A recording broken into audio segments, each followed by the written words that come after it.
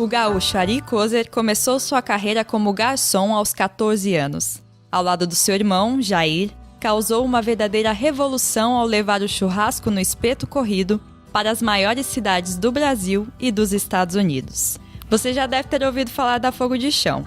Essa foi a rede revolucionária que ele fundou e vendeu por 320 milhões de reais. Hoje, o Ari administra as churrascarias NB Steak e os restaurantes de culinária italiana Maremonte, iniciando mais uma vez uma revolução nesse setor. Eu nasci na Serra Gaúcha, numa cidade chamada Encantado, e saí de lá muito cedo, saí de lá com 14 para 15 anos.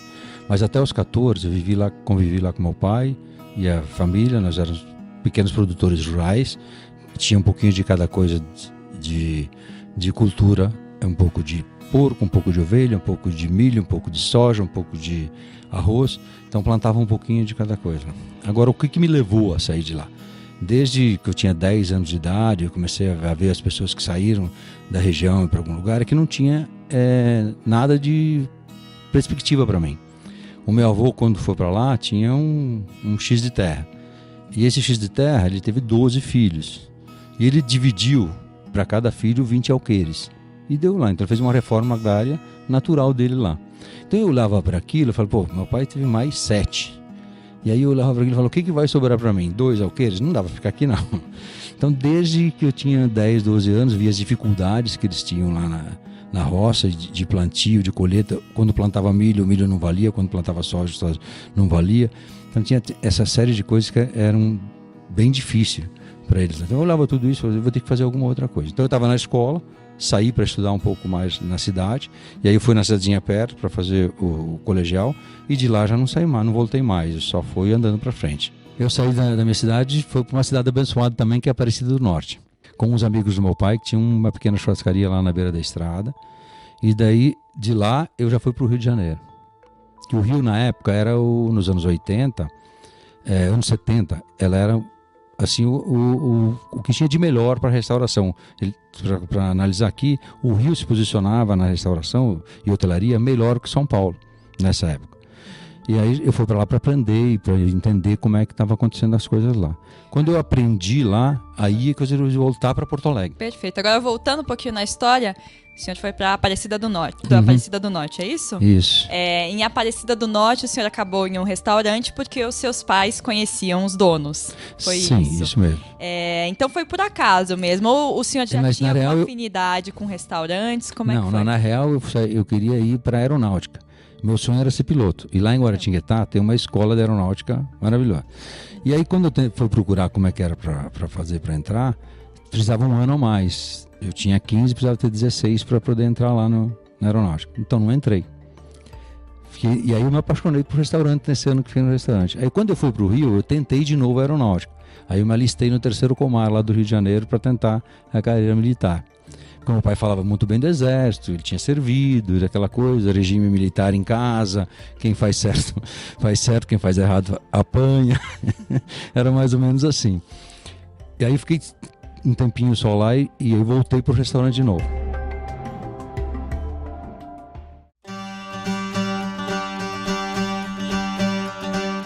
Agora, e nesse meio tempo, quando é que foi que você decidiu que queria ser dono de restaurante? Foi nessa época no Rio de Janeiro? Eu acho que eu sempre olhei como dono, mas eu olhei mais depois que eu cheguei no Rio. Como eu ficava trabalhando à noite, e à noite os gerentes do lugar que eu trabalhava, mais os donos, se reuniam toda a noite, no final da noite, para discutir o que tinha acontecido no dia e o que eles tinham que melhorar no dia seguinte. E eu ficava junto, sabe para quê? Para servi-los. E enquanto isso eu ia aprendendo tudo que eles faziam no restaurante. Então eu acho que a minha melhor faculdade, que eu tive pós-graduação, tudo, foi ali, porque eu via a dificuldade dos donos com os gerentes falando, enquanto eles bebiam o chopp eles iam falando, e eu ia só servindo e absorvendo o conhecimento que eles tinham. Então ficou mais fácil para quando a gente deu o nosso passo de montar o nosso primeiro restaurante. Quando o senhor fala nossa, é porque no Rio de Janeiro, por exemplo, o senhor estava com seu irmão lá. Sim. Sempre nessa carreira, todo mundo, os dois juntos. E também conheci os meus 2 sócios da época, que eu chamei junto. Chamei meu irmão e mais outros 2 sócios que eram meus... E ficamos juntos 30 anos. Chamei o Jorge, amigos. O Aleixo e o Jair. Montamos os 4. Que eram amigos e trabalhavam como Trabalhamos garçom. todos juntos. E aí voltaram, então, procurando essa oportunidade e acabaram encontrando uma E também porque eu não tinha capacidade financeira, nem com os 4, eu teve que bater na porta do meu pai lá. Preciso de um dinheirinho aí. Eu era o captador da época, então os amigos que eu tinha, eu pegava dinheiro emprestado, e aí acabou caindo no meu colo para ir lá falar com meu pai. Eu precisava de dinheiro para fechar o negócio. Cheguei lá e expliquei na noite que nós íamos comprar um restaurante e faltava dinheiro.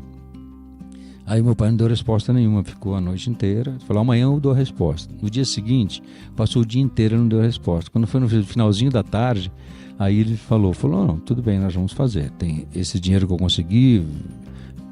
Ele tinha 50 anos na época, então eu falo muito isso. Com 50 anos, ele pegou todo o dinheiro que ele tinha acumulado de poupança dele e investiu nos moleques, né? Eu nem tinha 18 anos pronto. E meu irmão já tinha 20 e poucos, mas eu não tinha 18 anos.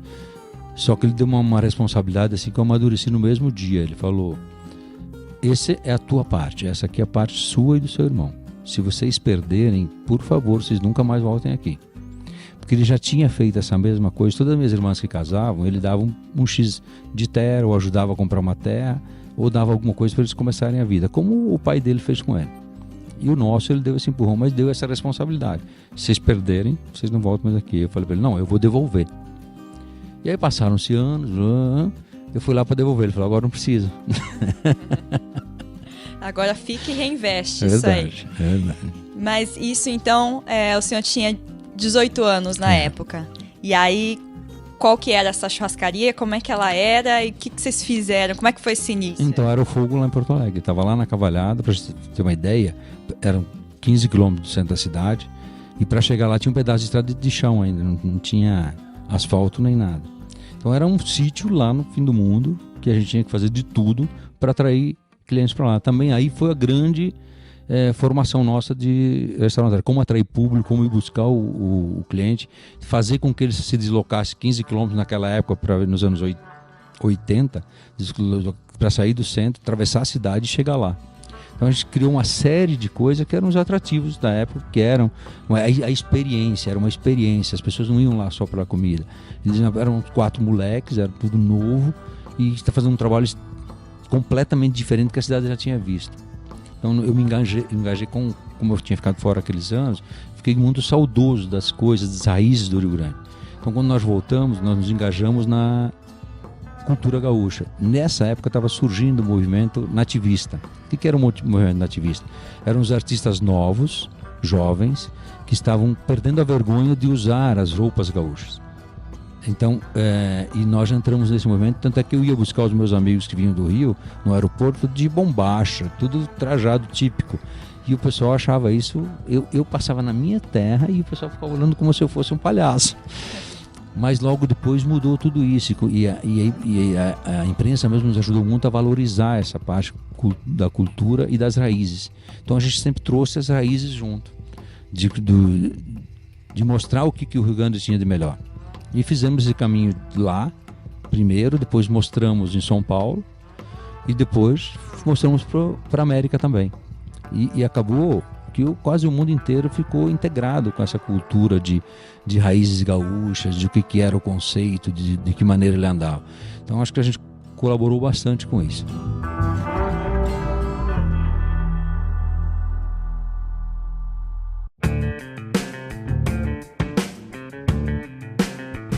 Tinha essa questão de experiência, e o que mais que tinha de diferente nesse restaurante, nesse modelo que vocês Eu acho que aí nasceu toda a cultura nossa da qualidade. Cada semana do mês, um fazia uma coisa. Então, eu era o recepcionista e cuidava da música numa semana. Na outra semana, eu era o caixa e o administrativo. Na outra semana, eu fazia as compras e ia buscar os produtos. Na outra semana, eu ficava na cozinha e era o churrasqueiro da turma. E nós 4 nos revezávamos essa mesma situação. E era tudo um comum acordo. Quando nós 4 trabalhávamos, nós eliminamos 50% da mão de obra que tinha quando nós compramos. Nós só ficamos com os melhores e os melhores eram nós 4 trabalhando. Então, um outro resultado, nós 4 trabalhávamos junto com toda a equipe e as gorjetas não ficavam para nós, ficava só para a equipe. Então, os garçons que mais ganhavam do Brasil eram os que trabalhavam com a gente. E a gente ajudava eles com tudo e distribuía o dinheiro para eles. Uma hora eu brincava muito, falava, vocês estão ganhando mais que a gente. E eram quantos esses garçons? Eram 6. 6, então eram 6 e mais vocês Mais 4. Aí eram 10 pessoas ali. E no restaurante tinha capacidade para quantas pessoas? Para 140 lugares. 140 lugares. Mas isso é que criou a cultura da gente remunerar bem as pessoas, de estar muito próximo de quem trabalha, de estar junto com quem trabalha, de acompanhar o dia a dia, ver as dificuldades que cada um tem e tentar fazer com que eles superem a faculdade. Então a gente criou times vencedores. Como nós sempre tentamos ter 0 de dívida e um cash flow que pagasse todas as contas, a gente não sofria tanto, a gente podia amargar um tempinho, mas voltava de pé de novo. Perfeito. E aí vocês ficaram quanto tempo só com aquele primeiro restaurante? Com o primeiro restaurante, a gente não, 81, 82, a gente abriu Caxias, abriu no centro, a gente fez uma caminhada aí. Aí quando chegou em 85, a gente vendeu os restaurantes do Sul, ficou só com um. E aí viemos para São Paulo para fazer o caminho de São Paulo. Essa expansão foi rápida lá pelo Sul, então, mesmo lá em tempos de crise. Foi e voltou rápido. E aqui nós viemos, aí o que aconteceu? Aqui que parou, aqui que travou, porque nós tínhamos todos os planos. Então nós abrimos em 86, e aí de 86, para você ter uma ideia, de 86 até 97, 87 foi a última abertura, até 97 a gente não abriu nada, a gente foi fazer outras coisas, que era área imobiliária e outras coisas, a gente não estava mais fazendo restaurante, porque era tanto plano e tanto sobe e desce que a gente deu um tempo para acertar. Que esse tempo foi valioso, para quê?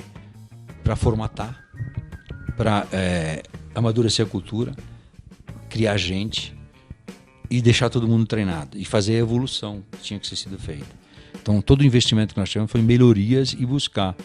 Então eu me lembro que as primeiras viagens que eu fiz para a Europa, para a Itália, para a França e para a Espanha, eu ia descobrindo coisas que ainda não tinham no Brasil, nós éramos um país fechado. Quando deu abertura para cá, que eu podia trazer tudo, a gente deu um salto tremendo, porque a gente não tinha nada e saltamos de um dia para o outro, tendo acesso a todas as coisas. Então tudo aquilo que eu via na Europa, consegui trazer de melhorias para dentro do restaurante, e o restaurante ficou posicionado com um premium rapidinho. Então nós conseguimos fazer antes que todo mundo pudesse fazer isso. E como é que era o mercado de churrascarias, digamos, aqui em São Paulo nesse momento? Era muito fácil, porque nos anos 80, São Paulo tinha 5 mil restaurantes. Hoje tem 50 mil. Então, quando você vai competir e com 5 mil é diferente. E tudo novidade ainda, porque não existia. Nós éramos um mercado fechado. E vamos pegar o mercado de restauração do Brasil. Há 30 anos atrás, 40 anos atrás, eu estou 40, 50 anos atrás, mulher não ia para restaurante. Se a mulher fosse sozinha para o restaurante, era mal vista. Restaurante era uma coisa de final de semana e não do dia a dia. Então foi uma mudança muito grande de comportamento do consumidor desses anos todos. E o que levou o setor de 5 mil para 50 mil restaurantes em São Paulo.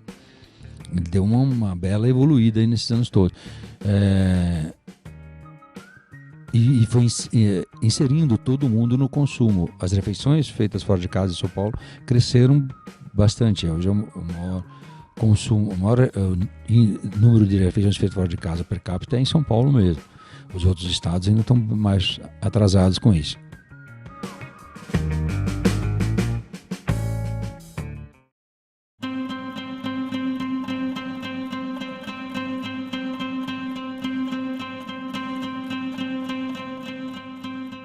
Aí, em 95, a gente começou a querer fazer uma nova expansão pelo Brasil e fomos ver outros estados, Minas, Rio, começamos a pesquisar mercado aqui para expansão. E também aqui em São Paulo mesmo. O câmbio na época estava 0,86, 0,90. Quando a gente fez uma conta do que era fazer uma loja fora nos Estados Unidos, era mais barato lá do que fazer aqui. Nós valíamos muito, o nosso dinheiro valia mais lá do que aqui. É isso que nos levou para lá, a gente ia gastar metade do que ia gastar aqui. Então a gente viu que tinha uma chance da gente dar certo e fazer, e foi mesmo. A gente foi com o melhor câmbio possível da história. Foi pura matemática ali. Não foi matemática, não, foi pura sorte. Dizem que não tem sorte, diz que sorte é preparo mais oportunidade. Então nós estávamos preparando, porque devido a muitos estrangeiros visitarem os restaurantes, a gente já dava aula de inglês para todos os garçons, como eu dou hoje também no NB. A mesma suporte de quem quer aprender inglês, quem quer fazer curso, a gente tem esse suporte. Eu sempre tive dentro das lojas. Então era preparar pessoas para o futuro. E nós tínhamos uma equipe preparada para fazer esse segundo passo. E eu acho que o que deu certo foi essa equipe preparada que nós levamos junto. Foram 120 pessoas que foram para a América junto e fizeram a América. Sem essas pessoas, eu acho que é impossível ter dado certo. Muita gente, né? É muita Que ano gente. foi isso? Nós fomos, isso de 97 a 2000, nesses 3 anos. Para você ter uma ideia do que era a maior operação feita para estrangeiros até a época, tinha sido uma da Ford. E a segunda era nossa. A maior operação de estrangeiros indo abrir... Despatriados. Despatriados indo para os Estados Porque você tem que dar Unidos todo o pra suporte trabalhar. quando chega lá. Então foi um investimento muito grande em pessoas, gente. A gente investiu muito em gente, em conhecimento, em preparação, para na hora certa eles estarem preparados. E onde foi o primeiro restaurante nos Estados Unidos? Aí foi Dallas. Foi em Dallas. Aí depois de Dallas, esperamos 3 anos para ver se dava certo. Aí esparramamos para a América inteira. E aí foram quantos restaurantes? Como é que foi essa expansão? Aí nós ficamos juntos até 2011. Aí quando nós saímos, nós tínhamos 18 na América, mais 5 para abrir lá, que seriam... e mais 7 no Brasil, seriam 25. E tinham 5 aberturas programadas para a América mais, seriam 30. Então nós vendemos como se fosse 30 unidades em 2011. Em 2011. Agora, essa sua história aí da Fogo de Chão até 2011, foi muito... As coisas foram indo, o senhor foi fazendo, seu irmão, os sócios, né? Uhum. O senhor foi desenvolvendo esses sonhos ao longo dos anos? Era algo que o senhor tinha desde criança, de expandir, ir para fora do país? Como é que foi esse desenvolvimento aí, pessoal? Não, o sonho é sempre um pedaço, mas quem é empreendedor e sonhador, ele nunca vai estar contente com o jeito que está. Então, quando foi conquistar São Paulo, quando foi ganhar todos os prêmios de São Paulo, ser reconhecido como o melhor, já tinha passado, tinha que ter algo a mais. Como depois, e aí foi buscando mais. O que aconteceu isso? Depois já tá bom, agora chegamos no final, acertamos detalhe, vendemos, porque eu sempre brinquei que aos 50 anos eu ia dar um tempo para mim. E deu tudo certo, com 49,5 veio a proposta de dar o tempo. Aí dizer, ok, vai dar o tempo de quanto? No dia que eu decidi que ia sair, eu já me programei que 1 ano depois eu ia estar de volta. Então eu só queria o tempo mesmo para saber se aquilo que eu estava fazendo estava certo, experimentar outras coisas e se era aquilo mesmo que eu gostava de fazer. Que o senhor vendeu em 2011, então já era uma decisão, já era um... 2012 descansamos, 2013 nós estávamos de volta. Que aí eu acho que foi muito legal, porque foi o quê? A construção do novo negócio. Corrigiu todas as falhas que eu sempre achei que eu tinha para fazer a melhora no próximo negócio. Então, acho que essa foi a grande sacada. E aí perceber também que aquele monte de pessoas, gente que estava junto comigo, que era ombro a ombro, lado a lado, que fazia os negócios comigo, que talvez não tenham sido valorizados o suficiente na minha saída, começaram a bater na minha porta, dizer, nós temos que fazer algo junto. Aí essas pessoas viraram meus novos sócios. Essas pessoas estão comigo. Então, é muito fácil você jogar com a seleção de 70. Então, eu estou jogando com a seleção de 70. Eu não preciso falar nada para ninguém. Eu só preciso olhar para as pessoas e elas entendem o que eu quero. E eu não preciso ficar um dia explicando o que nós vamos conseguir e aonde nós vamos chegar. Essas pessoas, eu digo, nós vamos chegar lá. Daqui 7 anos, quando eu falei em 2013... nós faturávamos 10 milhões de reais em 2013. Quando todo mundo sentou, eu falei, nós vamos faturar 200 milhões em 2020. Aí todo mundo olhou, como? Eu falei, nós vamos. E nós vamos faturar mesmo, porque esse ano nós vamos faturar 150 e a previsão de 2020 é 200, se não for mais. Quanto foram em 2018 durante a crise? 2018 foram 120. 120 milhões. Então, qual que é a história? E aí nós já temos a reunião de conselho desse ano, eu já expliquei onde nós vamos estar em 2025. Então, todo mundo sabe onde nós vamos estar em 2025. A equipe inteira sabe. Quanto eles vão participar disso, como eles vão ter. Então, uma série de coisas que nós estamos fazendo já pensando no 25. Agora o senhor está adiantando. O empreendedor é assim, o empreendedor ele é doente. Sempre um passo à frente. Ele é doente, não dá para pensar hoje. Hoje já nós fizemos, já está pronto.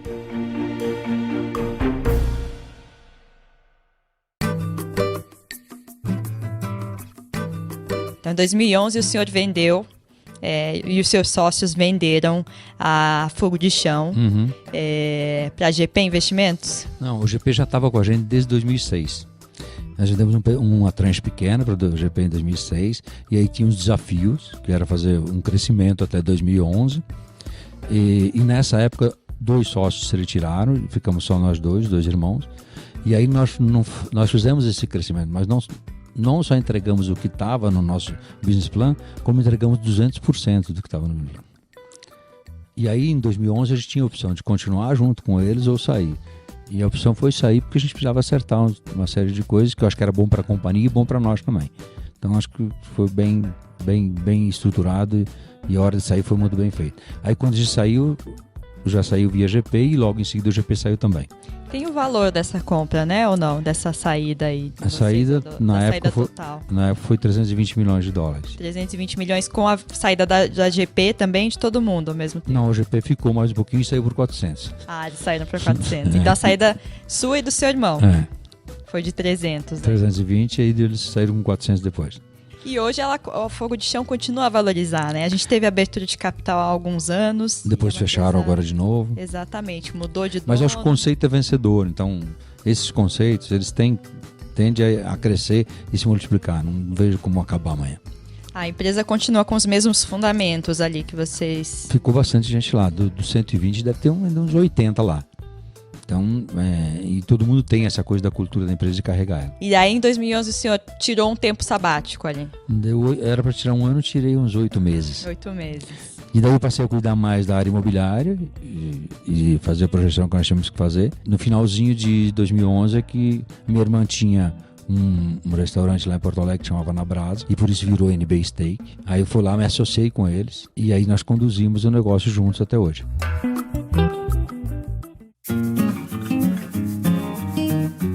Bom, até aqui já deu para perceber que o Ari é um desses empresários que não consegue parar quieto. O que pouca gente sabe é do trabalho que ele passou os últimos 7 anos fazendo na NB. Em primeira mão, o Ari contou aqui pra gente do podcast do Zero ao Topo o que ele chama da terceira onda do churrasco. Quando a NB era apenas uma unidade lá no Rio Grande do Sul, ele começou a fazer testes para criar uma espécie de churrascaria sustentável.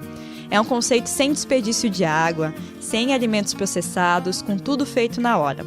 Mas eu vou deixar ele explicar melhor essas 3 fases da churrascaria.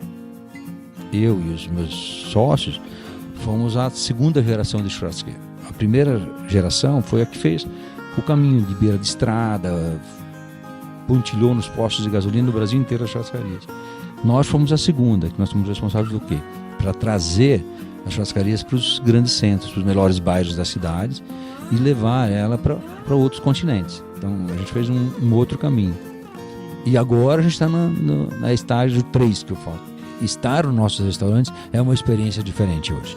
A terceira onda que nós criamos, de eliminar buffet, de fazer os cortes diferenciados, eu chamo de ter o melhor do rodízio com o melhor do à la carte junto na mesma mesa, eu queria que começasse em Porto Alegre, porque lá é a terra onde nasceu o churrasco. Então eu tinha que sentir como é que era a aprovação e o que ia ser contestado lá no Rio Grande do Sul. E teve muita gente fazendo as suas observações e nós corrigimos lá mesmo antes de chegar em São Paulo. E aí hoje que nós vimos que quando nasceu o projeto, ele nasceu como vencedor. Porque a gente, devido à experiência dos anos todos, a gente se preocupou com mínimos detalhes, sustentabilidade, como é que o negócio ia se sustentar, como é que era o negócio do futuro, como é que a gente gastava menos água, como é que gastava menos energia, qual o material que a gente ia usar para fazer os restaurantes, como é que a gente ia conduzir cada parte para não ter desperdício de alimento. Então a gente fechou, passamos 6 meses discutindo isso, eu, meu cunhado, minha sobrinha, os chefes e essas pessoas que vieram do outro grupo para dentro, os novos sócios, como é que nós íamos desenhar esse negócio para que ele fosse um negócio do futuro. E aí ele já nasceu como um negócio de futuro, dentro da nova perspectivas do mundo, dentro da sustentabilidade, de tudo que tinha que ser. E de respeito com o consumidor e com todas os vizinhos. Falavam, se você não respeitar bem o seu vizinho do lado, você não vai ter. Então a gente se preocupou com emissões de cada coisa que tinha, com o tipo de filtro que nós íamos usar. regulando cada máquina para que não tivesse desperdício de nada. Então a gente fez um trabalho excepcional e não falamos nada disso, tanto é que esse ano a gente mudou o nosso slogan, depois de 5 anos do NB, que é aqui tem comida de verdade, porque em 5 anos nós provamos que nada é processado, tudo é feito lá dentro e tudo sai, então é comida de verdade, que é o que o mundo está buscando. Então nós fizemos isso, agora eu posso falar, porque nós temos 5 anos de experiência, nenhum produto ele é processado antes, ele é tudo feito na hora, não temos nada que é saturado, nada que vai para o cliente saturado, nada de comida que eu não dê para os meus filhos, eu deixo colocar no restaurante. Então é um outro princípio que nós temos, que é o princípio que é deixar um legado para os meus filhos lá atrás, lá na frente. Então, o que nós estamos fazendo agora é um movimento para daqui, que ele vai estar vivo daqui 20, 30 anos. Então, é claro que é com a base de carne, e não só no NB. No Marimonte a gente passou pelo mesmo processo. Nós adquirimos o Marimonte em 2014 e tinham 3 unidades. Redirecionamos ele inteiro, reposicionamos toda a marca.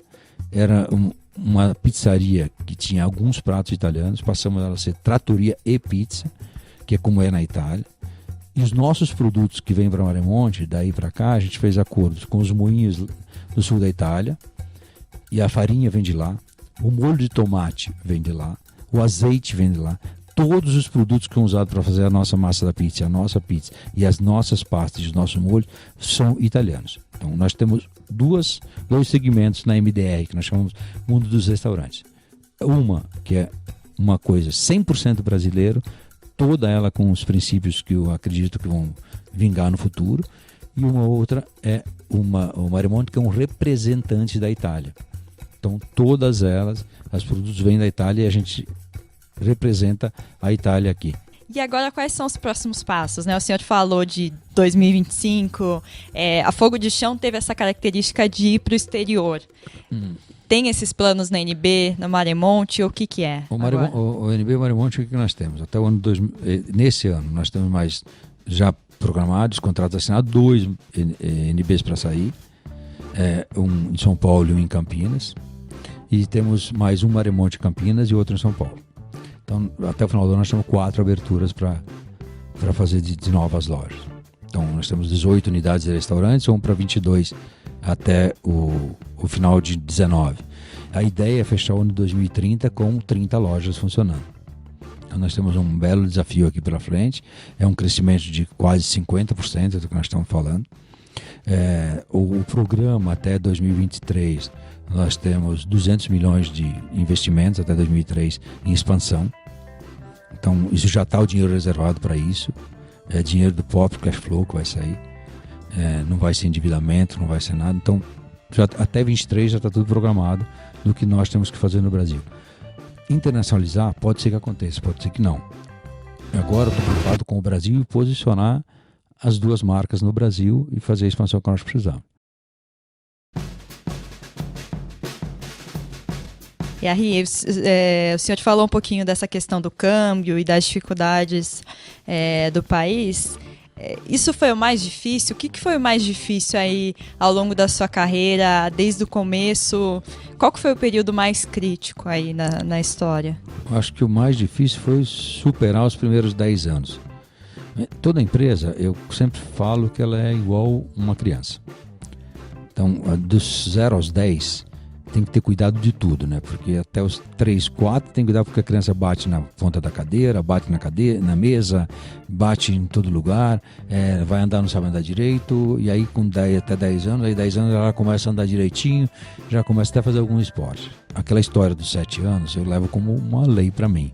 Em 7 anos você consegue formar gente, formar estrutura, formar conhecimento, respeito para onde a gente quer ir junto. Em 2 anos você pode ser que mas você vai errar. Alguém você não vai conhecer direito. Então eu levo esse, como foi da primeira mais longa, agora um pouco mais rápido, mas tem que levar esse know-how de conhecimento para evitar os erros.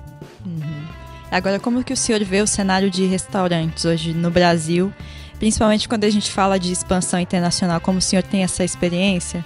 A gente vê alguns restaurantes brasileiros, algumas marcas se aventurando, indo para fora, bem no início ainda. Como é que o senhor vê esse movimento aí? Alguns deles que foram para fora, a maioria veio falar comigo antes de ir. E uns deles até reconheceram depois que fecharam que se tivessem me escutado não teriam gastado 10, 15 milhões de dólares à toa. Todos eles eu fui bem verdadeiro em falar onde dá para investir, a hora que dá para investir e como dá para investir. Então os erros que todo mundo comete é talvez não ter preparado o suficiente para fazer o próximo passo. Então é mesmo aqui, quando você vai fazer a expansão, nós estamos falando de uma expansão de 50% nós precisamos fazer, a primeira coisa que eu preciso ter é preparado esse próximo passo. Então acho que em 5 anos nós conseguimos preparar esse próximo passo. Em 2 anos talvez eu não conseguisse preparar, e mesmo tendo todo esse know-how de mão de obra, tendo o acesso a todas as pessoas que eu tenho. Eu treinei pessoalmente mais de 10 mil pessoas. Então, eu formei dizem que o Napoleão treinou 10 mil pessoas. Então, eu formei um exército igual ao Napoleão de novos churrasqueiros, novos garçons, novos cozinheiros. E eu sempre estive na frente junto com os treinamentos. Agora, um pouco menos. Agora eu estou no conselho e me afastando um pouco. Mas só porque eu já tenho confiança suficiente que as pessoas que estão lá estão fazendo um trabalho melhor do que eu. Tem que ir aos poucos mesmo. Foi bem gradativo. Eu acho que eu cheguei uma hora que eu já posso olhar que tem gente suficiente para fazer isso.